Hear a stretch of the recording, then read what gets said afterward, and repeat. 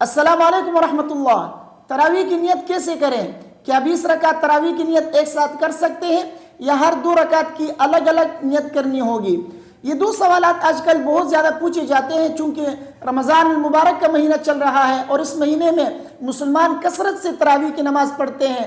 الحمدللہ ثم الحمدللہ مسجدیں مسلمانوں سے بری ہوتی ہے، اور ان میں بہت سے لوگ ایسے ہیں جن کو تراویح کی نیت کا طریقہ نہیں آتا کہ کس طریقے سے تراویح کی نیت کی جاتی ہے، اور بعض جو نمازیں پڑھتے رہتے ہیں تو ان کو تراویح کی نیت کا طریقہ تو آتا ہے، لیکن ان کو یہ نہیں معلوم کہ کیا 20 رکعت تراویح کی نماز کی نیت ایک ساتھ کر سکتے ہیں یا نہیں کر سکتے۔ تو آج کی ویڈیو میں ان 2 سوالوں کا جواب دوں گا، اس لیے ویڈیو کو غور سے سنیے گا تاکہ آپ کو تراویح کی نماز کی نیت کرنا معلوم ہو کہ نیت کیسے کی جاتی ہے، اور 20 رکعت تراویح کی نیت آپ ایک ساتھ کر سکتے ہیں یا نہیں کر سکتے۔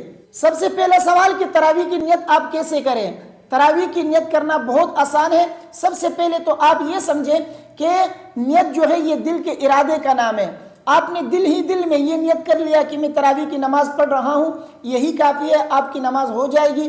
زبان سے نیت کرنا یہ کوئی ضروری نہیں ہے، بہتر تو ہے کہ آپ زبان سے ادا کریں، لیکن یہ کوئی ضروری نہیں ہے۔ آپ نے دل میں یہ نیت کر لیا کہ میں تراویح کی نماز پڑھ رہا ہوں، یہی کافی ہے، آپ کی نماز ہو جائے گی، آپ کی نیت درست ہو جائے گی۔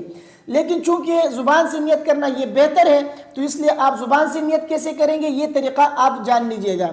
دیکھیے، تراویح کی نیت جب آپ زبان سے کریں گے تو اس میں آپ تراویح کی نماز کا نام بھی لے سکتے ہیں کہ میں تراویح کی 2 رکعت نماز پڑھ رہا ہوں، منہ میرا کعبہ شریف کی طرف، اللہ اکبر۔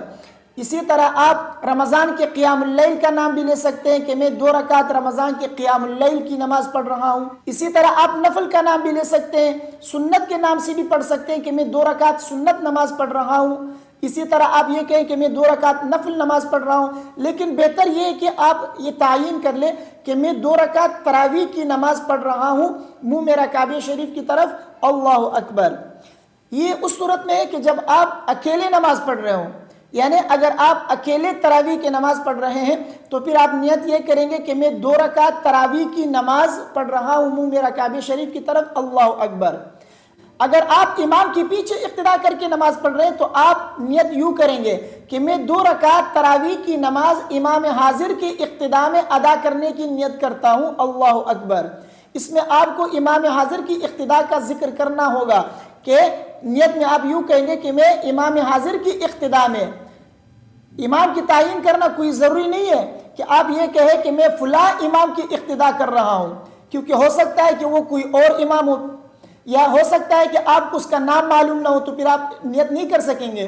تو اس لیے اس میں آپ امام حاضر کہیں، یعنی جو بھی حاضر امام ہے، جو بھی امام نماز پڑھا رہا ہے اس کی اقتدا کر کے میں تراویح کی نماز ادا کرنے کی نیت کرتا ہوں۔ تو آپ یوں نیت کریں گے کہ میں 2 رکعت تراویح کی نماز امام حاضر کی اقتدا میں ادا کرنے کی نیت کرتا ہوں، اللہ اکبر۔ یہ تو ہوئی تراویح کی نماز کی نیت۔ اب آتے ہیں دوسرے سوال کی طرف کہ کیا 20 رکعت تراویح کی نماز کی نیت آپ ایک ساتھ کر سکتے ہیں یا نہیں کر سکتے؟